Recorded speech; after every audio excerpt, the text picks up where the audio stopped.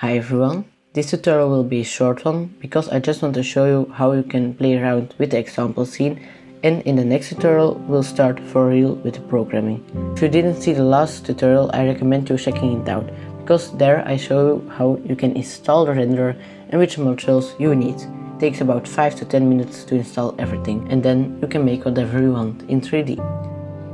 Before you can start with the example scene, you need to make sure that the example scene and the renderer are in the same folder. For me, it's in 3D renderer version 2. 3D models and renderer OpenCV version you won't have, and the test scene also not, but the test scene will make that in one of the next tutorials. When you run the example scene, you are in this 3D world and you can move around with, look around with the mouse.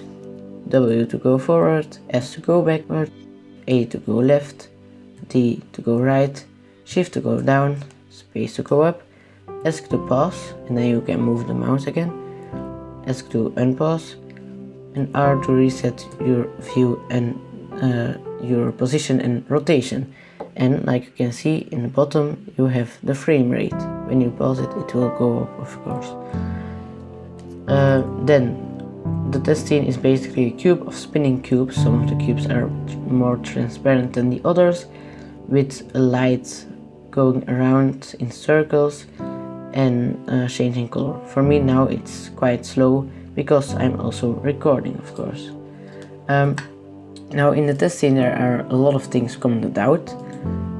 This is because I can't put everything in one scene. There are a lot of things you can do. Almost all the functions are in the test scene, but I can't put it on the screen at the same time, so I need to make a selection, and that's what I did. So if you want to see other things, like for example, oh, can you do 3D models in this? Yes, you can. Therefore the 3D models thing, but I can't put it on GitHub because it aren't my models. So you need to put a file path to that 3D model. And then, for example, you can also look around, and the explanations is always above or behind. Here it's above, and for example here behind. And then you can see like, oh, can I add the second camera? But it looks like you also need a second window.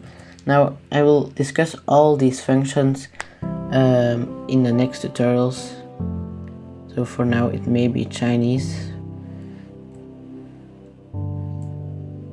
And like you can see, there are 2 cameras now, so you can play around with that. And that's just what I want to show in this video. I know it's very short, but I'd rather have a lot of short videos than one video that takes an hour.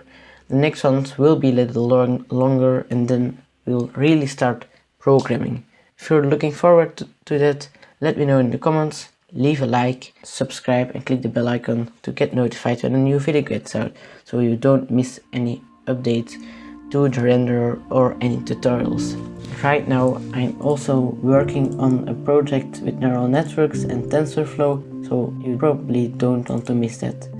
I hope I'll see you in the next one. Bye!